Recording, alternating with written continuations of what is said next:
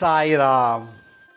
ಆತ್ಮೀಯ ವೀಕ್ಷಕ ಬಾಂಧವರಿಗೆಲ್ಲ ಇವತ್ತಿನ ಜೀವನಾಮೃತ ಕಾರ್ಯಕ್ರಮಕ್ಕೆ ಸ್ವಾಗತ ಸುಸ್ವಾಗತ. ವೀಕ್ಷಕರೇ, ನಿನ್ನೆ ಸಂಚಿಕೆಯಲ್ಲಿ ಯಾರೋ ಚಿತ್ರದುರ್ಗದ ಹತ್ರ ಒಂದು ಹಳ್ಳಿಯಲ್ಲಿ ಪಾಪ ಒಂದು ಪತ್ರ ಬರೆದಿದ್ರು. ನಮ್ಮ ಮನೇಲಿ ಸಿಕ್ಕಾಬಟ್ಟೆ ಸೊಳ್ಳೆ ಕಾಟ, ಹಗಲೊತ್ತು ಸೊಳ್ಳೆ ಕಚ್ಚುತ್ತೆ, ರಾತ್ರಿ ಹೊತ್ತು ಸೊಳ್ಳೆ ಕಾಟ, ನಾವು ರಾತ್ರಿ ಹೊತ್ತು ಮಲ್ಕೊಳ್ಳೋಕ್ಕೆ ಆಗ್ತಿಲ್ಲ, ಹಗಲೊತ್ತೆಲ್ಲ ಒಂದು ಗುಯಿ ಅಂತ ಕಿವಿ ಹತ್ರ ಶಬ್ದ ಮಾಡುತ್ತೆ, ರಾತ್ರಿಯಲ್ಲಿ ಮನೆ ಮಂದಿಗೆಲ್ಲ ಕಚ್ಚಿ ನಮ್ಮದು ಇಡೀ ಚರ್ಮ ರೋಗ ಬಂದುಬಿಟ್ಟಿದೆ, ಇದಕ್ಕೇನಾದ್ರು ಒಂದು ಪರಿಹಾರ ತಿಳಿಸಿ ಅಂತ ಹೇಳಿ ಒಂದು ಪತ್ರವನ್ನು ಬರೆದಿದ್ರು. ನಾನು ಭಾಳಷ್ಟು ಹಾವುಗಳು ಮನೆ ಬಂದಾಗ, ಹಾವುಗಳು ಮನೆ ಒಳಗೆ ಬರ್ತಾಯಿದ್ರೆ, ಹಾವುಗಳು ಮನೇಲಿ ವಾಸ ಮಾಡ್ತಿದ್ರೆ, ಹಾವುಗಳು ಮನೇಲಿ ಮೊಟ್ಟೆ ಇಟ್ಬಿಟ್ಟಿದ್ರೆ, ಹಾವುಗಳು ಮನೆ ಒಳಗಡೆ ಮರಿ ಹಾಕಿದರೆ ಅದಕ್ಕೆಲ್ಲ ಗರುಡ ಮಂತ್ರದ್ದು ಮಂತ್ರ ಎಲ್ಲ ಹೇಳಿದ್ದೆ ನಾನು. ಇಲಿಗಳು ಮನೇಲಿ ಜಾಸ್ತಿ ವಾಸ ಮಾಡ್ತವೆ ಕೆಲವು ಮನೆಗಳಲ್ಲಿ, ಅದಕ್ಕೂ ಕೂಡ ನಾನು ಹೇಳಿದ್ದೆ. ಕೆಲವು ಮನೆಯಲ್ಲಿ ಹಲ್ಲಿಗಳು ವಾಸ ಮಾಡ್ತವೆ ಜಾಸ್ತಿ, ಜಿರಳೆಗಳು, ಇರುವೆಗಳು ಈ ಥರದೆಲ್ಲ ಜಾಸ್ತಿ ಇರ್ತದೆ. ಸೊಳ್ಳೆ ಕಾಟ ಅನ್ನೋದು ಅದೊಂದು ದೊಡ್ಡ ಶತ್ರು ಬಾಧೆ. ಸೊಳ್ಳೆ ದಿನ ಒಂದು ಕಚ್ಚಿದ್ರೆ ಸಾಕು, ಮನುಷ್ಯನ ರಕ್ತದಲ್ಲಿ ಅಶುದ್ಧ ಆಗಿ ಹಲವಾರು ಕಾಯಿಲೆಗಳನ್ನು ಬರುತ್ತೆ. ಕೆಲವು ಕಾಯಿಲೆಗಳು ಹೇಳಕ್ಕೆ ಇಲ್ಲ, ಸೊಳ್ಳೆಯಿಂದ ಬಂತ ಅಥವಾ ಸೊಳ್ಳೆ ಕಚ್ಚಿದ ಮೇಲೆ ಬಂತ ಅಂತ. ಇದಕ್ಕೊಂದು ನೆನೆದಾದಂಥ ಒಂದು ಮಂತ್ರ ಪ್ರಯೋಗದನ್ನು ನಾನು ಹೇಳಿದ್ದೆ. ದಶಾಂಗ ಧೂಪ ಹಾಕೋದ್ರಿಂದ ಮನೆಯಲ್ಲಿ ಮತ್ತು ಆ ಯಂತ್ರ ಬರೆಯೋದ್ರಿಂದ ಸೊಳ್ಳೆ ಕಾಟ ಕಮ್ಮಿ ಆಗುತ್ತೆ ಅಂತೇಳಿ. ಇವತ್ತು ಯಾರೋ ಒಬ್ಬರು ಪತ್ರ ಬರೆದಿದ್ದಾರೆ ಬೆಳಗಾಮಿಂದ.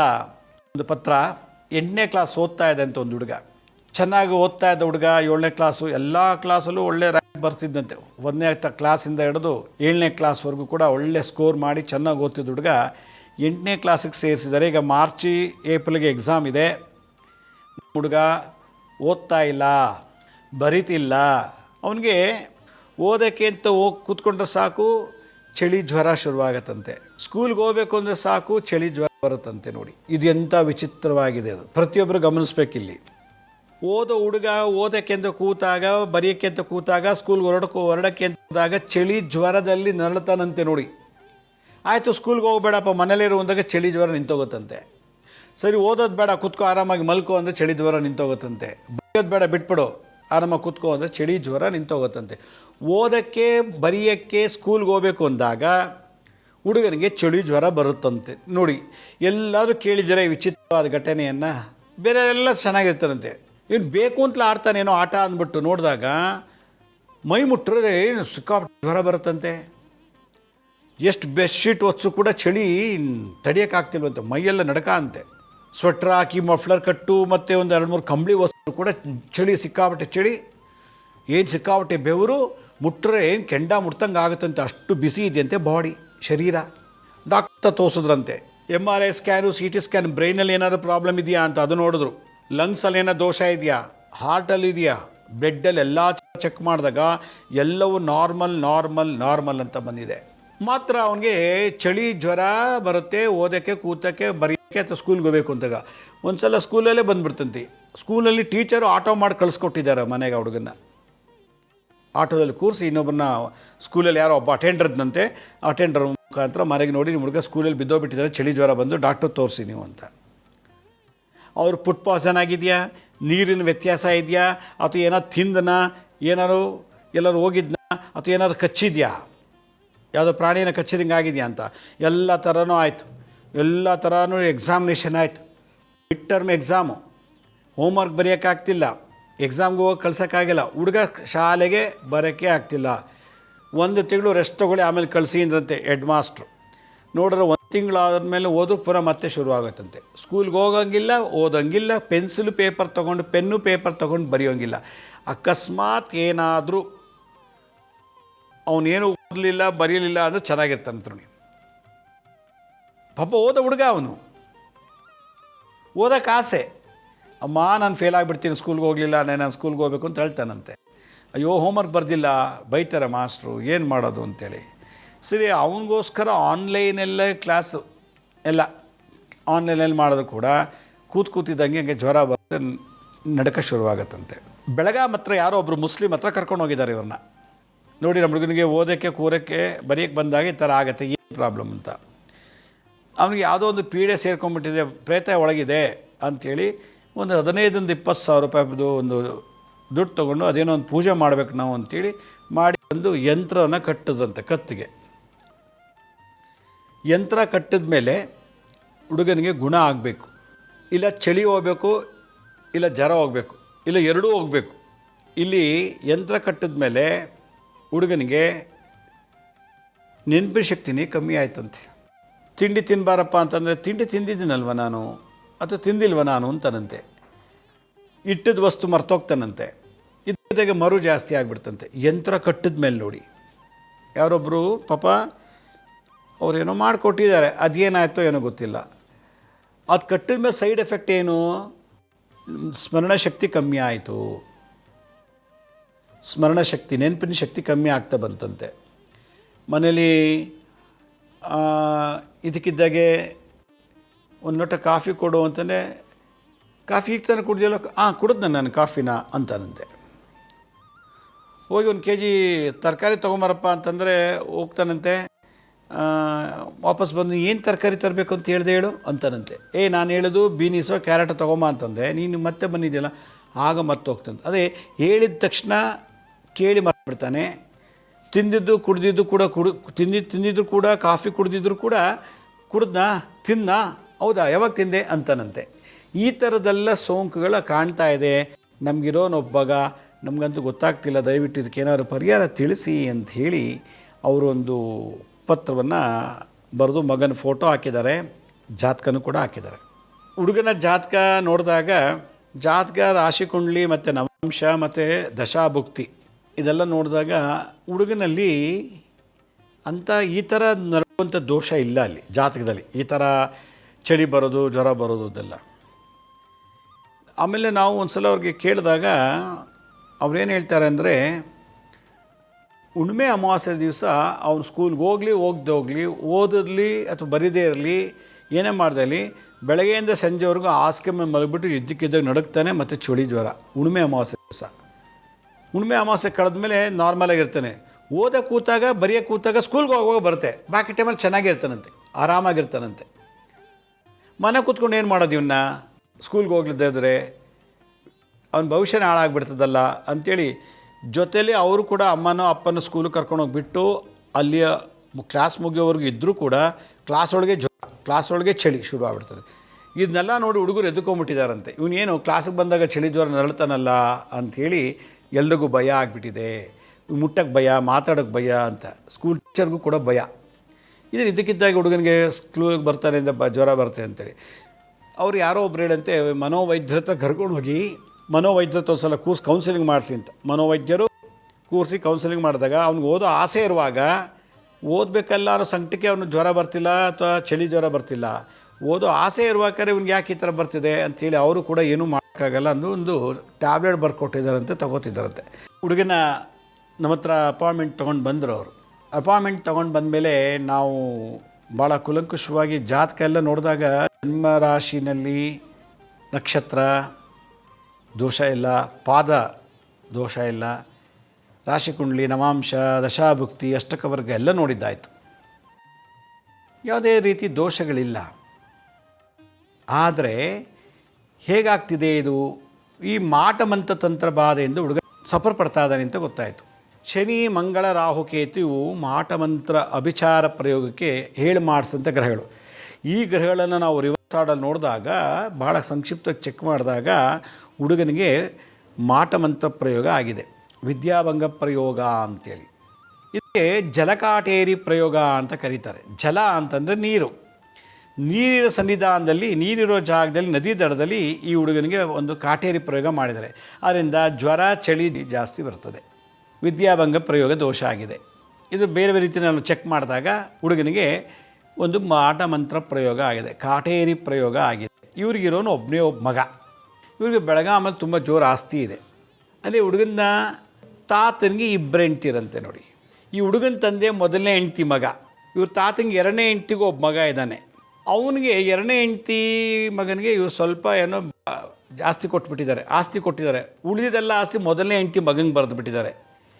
ಇಲ್ಲಿ 2ನೇ ಹೆಂಡ್ತಿ ಮಗನ ಇದನ್ನಲ್ಲ, ಅವನು ಈ ಆಸ್ತಿ ನನಗೆ ಬರಲಿ ಅಂತ, ಈ ಹುಡುಗ ಸತ್ತೋದ್ರೆ ಈ ಆಸ್ತಿ ನನಗೆ ಬರುತ್ತೆ ಅಂತ ಹೇಳಿ ಗಂಡ ಹೆಂಡ್ತಿ ಇಬ್ಬರು ಸೇರಿಕೊಂಡು ನೋಡಿದ್ರೆ ಅಣ್ಣ ಅಂತಾನೆ, ಅಣ್ಣನ ಮಗ 8ನೇ ಕ್ಲಾಸ್ ಓದ್ತಿದ್ದಾನೆ.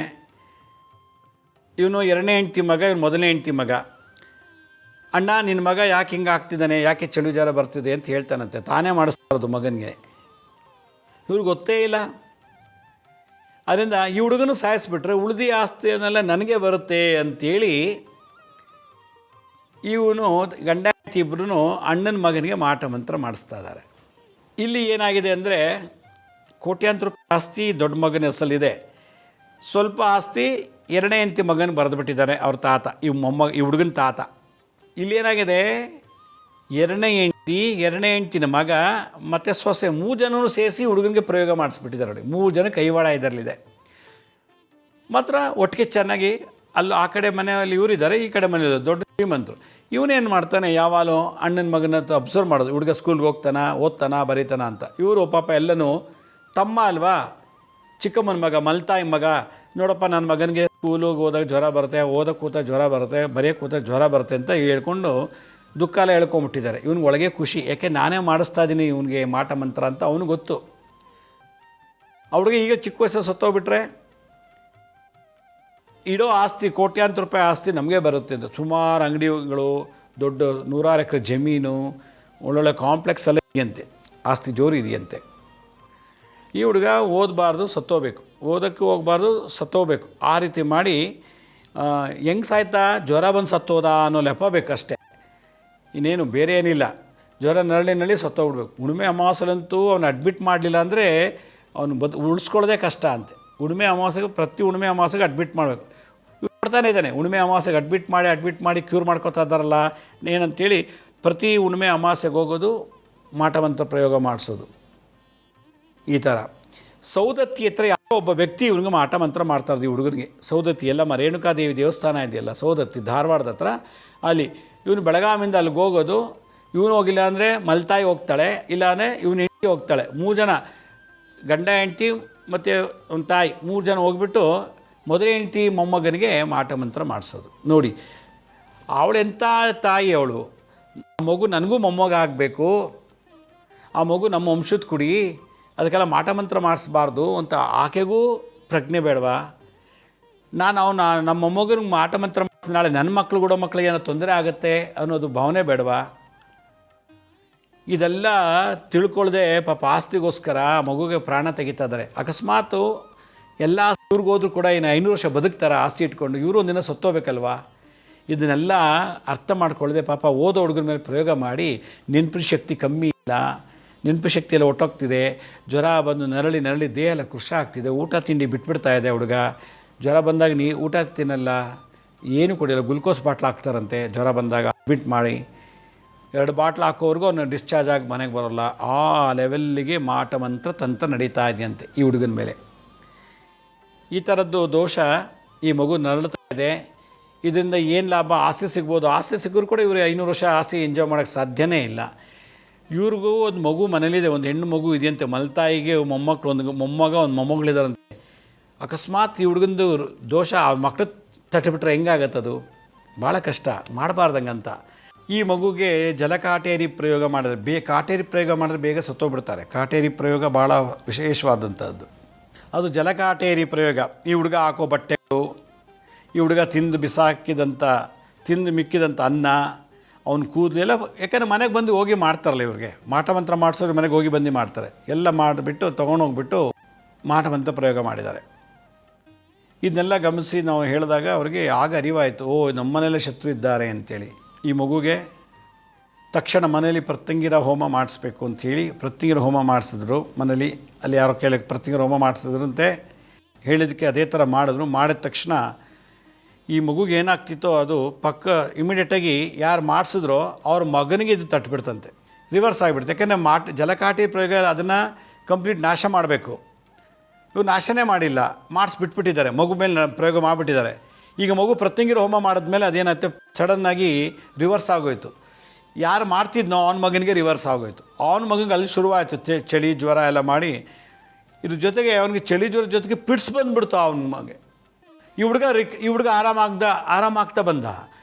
ಇವ್ನಿಗೆ ಚಳಿ ಜ್ವರ ಬರ್ತಿದ್ದು, ಆ ಮಗನಿಗೆ ಹೋಗಿ ಅಲ್ಲಿ ಬಂದು ಅವ್ನು ಪಿಟ್ಸ್ ಬೇರೆ ಶುರುವಾಗ್ಬಿಡ್ತು. ಪಿಟ್ಸ್ ಬೇರೆ ಇನ್ನೊಂದು ಹೊಸ ಕಾಯಿಲೆ ಬಂದುಬಿಡುತ್ತೆ ಅಲ್ಲಿ ಪ್ರತ್ಯಂಗಿರ ಹೋಮ ಮಾಡಿಸಿದ್ಮೇಲೆ. ಬಟ್ ಮತ್ತೆ ಇವರು ಮಾಡಿಸ್ತಾರೆ ಪುನಃ ಚೆನ್ನಾಗಿದ್ದಲ್ಲ ಅಂತ ಮತ್ತೆ ಪದೇ ಪದೇ ಹೋಗಿ ಮಾಡಿಸ್ತಾರೆ. ಅದಕ್ಕೇನು ಮಾಡಬೇಕು, ಅವ್ರಿಗೆ ಅರಿವಾಗೋವರೆಗೂ, ಅವ್ರು ನಷ್ಟ ಆಗೋವರೆಗೂ ಒಂದು ಯಂತ್ರ ಕಟ್ಟಿ ಮಂತ್ರ ಹೇಳಿಸಿ ಹುಡುಗನಿಗೆ ನೆನಪಿನ ಶಕ್ತಿ ಚೆನ್ನಾಗಿ ಬರುತ್ತೆ, ಓದೋಕ್ಕೆ ಬರೆಯೋದಕ್ಕೆ ಸ್ಕೂಲ್ಗೆ ಹೋಗೋಕ್ಕೆ ಚೆನ್ನಾಗಿ ಆಗ್ತಾನೆ ಅಂಥೇಳಿ ಒಂದು ಯಂತ್ರನ ನಾವು ತೋರಿಸಿದ್ವಿ. ಆ ಯಂತ್ರ ಯಾವುದು ಅನ್ನೋದು ನಾನೀಗ ಸ್ಕ್ರೀನ್ ಮೇಲೆ ತೋರಿಸ್ತಾ ಇದ್ದೀನಿ ನೋಡಿ.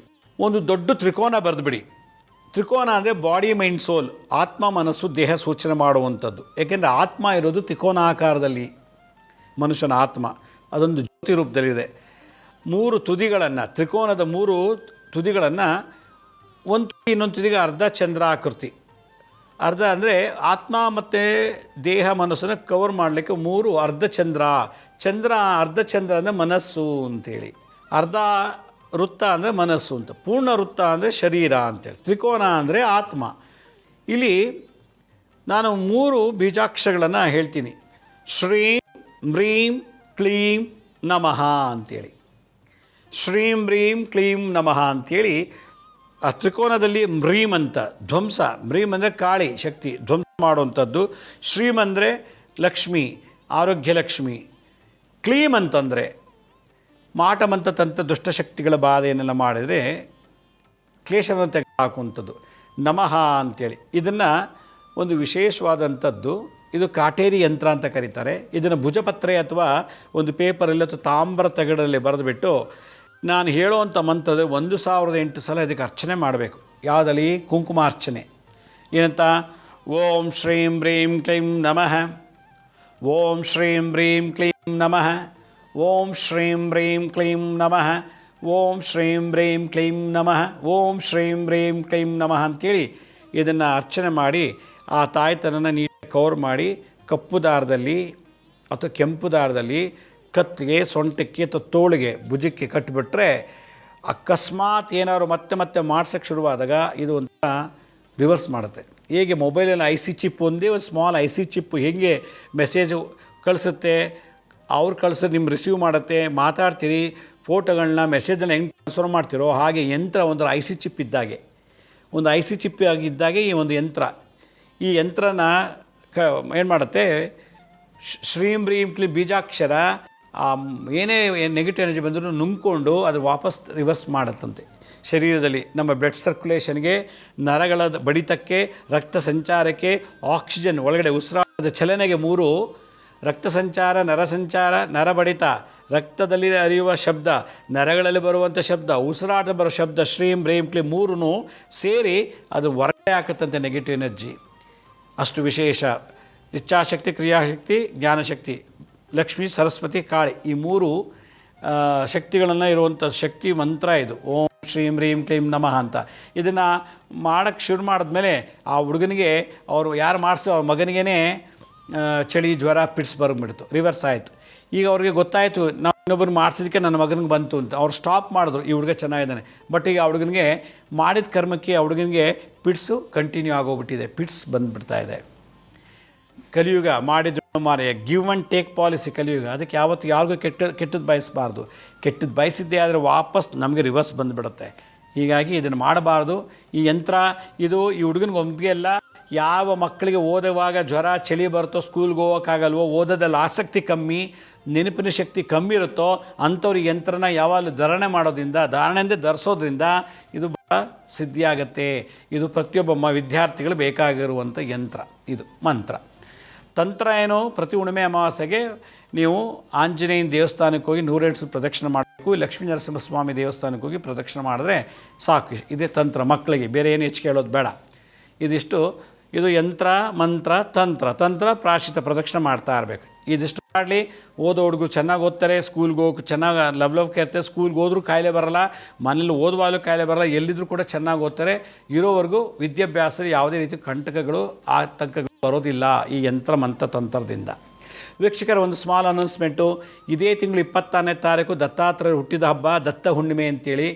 ಈ ಒಂದು ಹುಣ್ಣಿಮೆ ದಿವಸ ಯಾರಿಗೆ ಮದುವೆ ಆಗಿಲ್ಲ, ಯಾರಿಗೆ ಮಕ್ಕಳಾಗ್ತಿಲ್ಲ, ಮಕ್ಕಳಾಗಿರೋ ಅಂಗವಿಕಲ ಮಕ್ಕಳು, ಬಿಸ್ನೆಸ್ಸಲ್ಲಿ ಲಾಸಾಗಿ ಎಲ್ಲ ಕಳ್ಕೊಂಡಿದ್ದಾರೆ, ಕೆಲಸ ಕಳ್ಕೊಂಬಿಟ್ಟಿದ್ದಾರೆ, ಶತ್ರುಕಾಟ, ಎಲ್ಲೋ ಕಾರು, ಮನೆ, ಸೈಟು, ಒಡವೆ ಎಲ್ಲ ಇತ್ತು ಒಂದು ಕಾಲದಲ್ಲಿ, ಇವಾಗೆಲ್ಲ ಕಳ್ಕೊಂಬಿಟ್ಟಿದ್ದೀವಿ ಅಂದರೆ ಗುರುಬಲ ಇದ್ದಾಗ ಎಲ್ಲ ಸಂಪಾದನೆ ಮಾಡಿಕೊಂಡ್ರು, ಚೆನ್ನಾಗಿದ್ರು. ಗುರು ಅಸ್ತ ಆದಾಗ, ನೀಚ ಆದಾಗ, ಗುರು ವಕ್ರನಾದಾಗ ಒಂದೊಂದಾಗಿ ಮಾರ್ಕೊಂಬಂದುಬಿಡ್ತಾರೆ. ಈ ಥರದ್ದು ಗುರು ಶಾಪ, ಗುರುದ್ರೋಹ, ಗುರು ನಿಂದನಾ ದೋಷ ಇತ್ತು ಅಂತಂದರೆ ಅದನ್ನೆಲ್ಲ ಪರಿಹಾರ ಮಾಡ್ಕೊಳ್ಳೋಕ್ಕೆ ವರ್ಷಕ್ಕೆ 2 ದಿನ ಬರುತ್ತೆ. ಒಂದು ಗುರು ಪೂರ್ಣಿಮೆ ಅಂತ ಜೂನ್ ಜುಲೈಲಲ್ಲಿ, ಒಂದು ಈ ಡಿಸೆಂಬರಲ್ಲಿ ದತ್ತಾತ್ರೇಯ ಹುಟ್ಟಿದ ಹುಣ್ಣಿಮೆ. ಯಾರಿಗೆ ಗುರು ಶಾಪ, ಗುರುದ್ರೋಹ ಇತ್ತು, ಗುರು ವಕ್ರ, ಗುರು ಹಸ್ತ, ಗುರು ನೀಚನಾಗಿದ್ದರೆ ಅವ್ರಿಗೆ ಗುರು ಶಾಂತಿ ಮಾಡ್ಕೊಳ್ಳೋಕ್ಕೆ ಒಂದು ಭಾಳ ವಿಶೇಷ. ಈ ದಿವಸ ಅಂದರೆ 26ನೇ ತಾರೀಕು ಹುಣ್ಣಿಮೆ ನಾವು ಲಕ್ಷ್ಮೀ ನರಸಿಂಹ ದತ್ತಾತ್ರೇಯನೆಲ್ಲರೂ ಕಳಶದಲ್ಲಿ ಆಹ್ವಾನ ಮಾಡಿ 21 ವೆರೈಟಿ ಅಭಿಷೇಕ ಮಾಡಿ 1008 ಮಂತ್ರದಲ್ಲಿ ಅರ್ಚನೆ ಮಾಡಿ ವಿವಿಧ ಬೀಜ ಮಂತ್ರಗಳಿಂದ ಹೋಮ ಮಾಡ್ತೀವಿ. ಸುದರ್ಶನ ಹೋಮ, ಲಕ್ಷ್ಮೀ ನರಸಿಂಹ ಹೋಮ ಮತ್ತು ದತ್ತ ಹೋಮ. ಗುರುಬಲಕ್ಕೆ ದತ್ತಾತ್ರೇಯ, ಮಕ್ಕಳಾಗಿಲ್ಲ, ಮದುವೆ ಆಗಿಲ್ಲ ಅನ್ನೋದಕ್ಕೆ ಲಕ್ಷ್ಮೀ ನರಸಿಂಹ, ಮಾಟ ಮಂತ್ರ ತಂತ್ರ ಪ್ರಯೋಗಕ್ಕೆ ಲಕ್ಷ್ಮೀ ನರಸಿಂಹ, ಶತ್ರುಬಾಧೆಗಳಿಗೆಲ್ಲ ಸುದರ್ಶನ ಮಂತ್ರ ಮೂಲಕ ಈ ಒಂದು ಹೋಮ ಮಾಡ್ತೀವಿ. ಇದು ಕಾರ್ಯಕ್ರಮ ಬೆಳಗ್ಗೆ 7ರಿಂದ 12 ಗಂಟೆ ತನಕ ಆಗುತ್ತೆ. 12 ಗಂಟೆಗೆ ಪೂರ್ಣಾವತಿ ಆದಮೇಲೆ ದತ್ತಾತ್ರೇಯರಿಗೆ ಭಿಕ್ಷೆ ಕೊಟ್ಟಿದ್ದು ಭಿಕ್ಷೆನ ನಾನು ನಿಮಗೆ ಅವತ್ತು ಕೊಡ್ತೀನಿ, ದತ್ತ ಭಿಕ್ಷೆ ಅಂತ, ಮಧುಕರಿ ಅಂತ. ಇದು 12ರಿಂದ 1 ಗಂಟೆ ತನಕ, 1ರಿಂದ 2 ಮಹಾಪ್ರಸಾದ ವಿನಿಯೋಗ ಆಗುತ್ತೆ. ಈ ಕಾರ್ಯಕ್ರಮ ಬೆಳಗ್ಗೆ 7ರಿಂದ ಮಧ್ಯಾಹ್ನ 3-3:30, 4 ಗಂಟೆ ತನಕ ನಮ್ಮ ಬಿಜಾಪುರ್ನಲ್ಲಿ ನಡೀತಾ ಇದೆ. ಈ ಕಾರ್ಯಕ್ರಮ ಬಿಜಾಪುರ ನಮ್ಮ ಶಿರ್ಡಿ ಸಾಯಿ ಭಿಕ್ಷಾ ಕೇಂದ್ರ ಬಿಜಾಪುರ ಶಾಖೆ ವತಿಯಿಂದ ಈ ಕಾರ್ಯಕ್ರಮವನ್ನು ಬಿಜಾಪುರದಲ್ಲಿ ಮಾಡಿ. ಇದು ಕಾರ್ಯಕ್ರಮ ಉಚಿತ, ಸರ್ವರಿಗೂ ಫ್ರೀ. ಇದು ಎಲ್ಲ ಕುಟುಂಬ ಸಮೇತ ಬನ್ನಿ, ಕಾರ್ಯಕ್ರಮ ಉಚಿತ. ಮತ್ತು ಗುರುಶಾಂತಿ ಮಾಡ್ಕೋಬೇಕು ಅನ್ನೋರಿದ್ದರೆ $101 ತೊಗೊಂಬನ್ನಿ ಗುರು ದಕ್ಷಿಣೆ. ಮತ್ತು 1 kg ಕಡಲೆಕಾಯಿ ಬೀಜ ಅಂತಂದರೆ ಚಿತ್ರಾನ್ನಕ್ಕೆ ಹಾಕ್ತೀವಲ್ಲ ನಾವು ದಪ್ಪದು, ಅದು ಶೇಂಗಾ ಅಥವಾ ಕಡಲೆಕಾಯಿ ಅಂತ. ಶೇಂಗಾ ಅಂತ ನಮ್ಮ ಕಡೆಯೆಲ್ಲ ಕಡಲೆಕಾಯಿ ಬೀಜನೂ ಅಲ್ಲಿ ಶೇಂಗಾ ಅಂತಾರೆ, ಉತ್ತರ ಕರ್ನಾಟಕದಲ್ಲೆಲ್ಲ. 1 kg ಶೇಂಗಾ $101 ತೊಗೊಂಬಂದರೆ ಸಂಕಲ್ಪ ಮಾಡಿಸಿ ತಂತ್ರಗಳು ಮಾಡಿಸ್ತೀವಿ. ತಂತ್ರ ಮಾಡಿ ಒಂದು ಮಂತ್ರ ಎಲ್ಲ ಹೇಳ್ಕೊಡ್ತೀವಿ. ಈ ಕಾರ್ಯಕ್ರಮ ಬೆಳಗ್ಗೆ 7ರಿಂದ 4 ಗಂಟೆ ತನಕ. ಸಂಕಲ್ಪಕ್ಕೆ ಬೇಗ ಬರಬೇಕು. ಈ ಕಾರ್ಯಕ್ರಮ ನಡೆಯೋ ಜಾಗ ಕಿತ್ತೂರಾಣಿ ಚೆನ್ನಮ್ಮ ಸಮುದಾಯ ಭವನ, ಐಶ್ವರ್ಯ ನಗರ, ಆಶ್ರಮ ರಸ್ತೆ, ಬಿಜಾಪುರಲ್ಲಿ. ಡೇಟು, ಟೈಮು ಮತ್ತು ಎಲ್ಲ ಅಡ್ರೆಸ್ಸೆಲ್ಲ ಸ್ಕ್ರೀನಲ್ಲಿ ತೋರಿಸ್ತದೆ. ದಯವಿಟ್ಟು ಈ ಕಾರ್ಯಕ್ರಮಕ್ಕೆ ಬನ್ನಿ. ನಮ್ಮ ಹಳೆ ಸಂಚಿಕೆಗಳು ಯಾರು ನೋಡೋಕ್ಕಾಗಿಲ್ವೋ ಶಿರ್ಡಿ ಸಾಯಿ ಭಿಕ್ಷಾ ಕೇಂದ್ರ ಮತ್ತು ಹೆಲ್ತ್ ಸೈನ್ಸ್ ಅಂತ 2 ಯೂಟ್ಯೂಬ್ ಚಾನಲ್ ಇದೆ. ಇದ್ರ ಜೊತೆಗೆ SSBK ಜ್ಞಾನೋದಯ ಅಂತ ಒಂದು ಮ್ಯೂಸಿಕ್ ಚಾನಲ್ ಇದೆ. 3ಕ್ಕೂ ಸಬ್ಸ್ಕ್ರೈಬ್ ಮಾಡ್ಕೊಳ್ಳಿ. ಪಕ್ಕದಲ್ಲಿರೋ ಬೆಲ್ ಬಟನ್ ಪ್ರೆಸ್ ಮಾಡಿ. ನೋಡಾದ್ಮೇಲೆ ಲೈಕನ್ನು ಬಟನ್ ಪ್ರೆಸ್ ಮಾಡಿ. ಆಮೇಲೆ ಆ ಲಿಂಕನ್ನು ನಿಮ್ಮ ಬಂಧು ವಾಟ್ಸಪ್ ಮುಖಾಂತರ ಅಥವಾ ಇಮೇಲ್ ಮುಖಾಂತರ ಶೇರ್ ಮಾಡಿ. ಗುರುಜಿ ಲಕ್ಷ್ಮೀ ಶ್ರೀನಿವಾಸ್ ಅಂತೇಳಿ ಫೇಸ್ಬುಕ್ಕಲ್ಲಿ ಒಂದು ಅಕೌಂಟ್ ಇದೆ, ಅಲ್ಲೂ ನಿಮಗೆ ಭಾಳಷ್ಟು ಇನ್ಫಾರ್ಮೇಷನ್ ಸಿಗುತ್ತೆ. ಆಮೇಲೆ ಅಪಾಯಿಂಟ್ಮೆಂಟ್ಸ್ ಬೇಕು ಅಂತಿದ್ರಿ, ನಮ್ಮ ಸ್ಕೀಮಲ್ಲಿ ತೋರಿಸೋ ವೆಬ್ಸೈಟ್ ಲಾಗಿನ್ ಆಗಿ ನೀವೇ ಡೇ ಟು ಟೈಮ್ ಫಿಕ್ಸ್ ಮಾಡ್ಕೊಂಡು ಭೇಟಿ ಮಾಡ್ಬೋದು. ಯಾರು ಪ್ರಶ್ನೆ ಕೇಳಬೇಕೋ ಅವರೇ ಬಂದರೆ ಒಳ್ಳೆಯದು. ಜೊತೆ ಜಾತಕ ಇದ್ರೆ ಜಾತಕ ತೊಗೊಂಡು ಬನ್ನಿ. ಅಕಸ್ಮಾತ್ ಏನಾದ್ರು ಮೆಡಿಕಲ್ ರಿಪೋರ್ಟ್ ಇದ್ರೆ ಅದು ತೊಗೊಂಡು ಬನ್ನಿ, ಅದಕ್ಕೂ ಕೂಡ ಪರಿಹಾರ ತಿಳಿಸ್ಬೋದು ಅಂತ ಹೇಳ್ತಾ ಇವತ್ತಿನ ಸಂಚಿಕೆಯನ್ನು ಮುಗಿಸ್ತೀನಿ. ಇದೇ ರೀತಿ ನಾಳಿನ ಸಂಚಿಕೆಯಲ್ಲಿ ಮತ್ತೊಂದು ವಿಶೇಷವಾದಂಥ ಮಾಹಿತಿಯನ್ನು ತಮ್ಮನ್ನು ಭೇಟಿ ಮಾಡ್ತೀನಿ. ಅಲ್ಲಿವರೆಗೂ ನನ್ನ ನಮಸ್ಕಾರ. ಸಾಯಿರಾಮ್.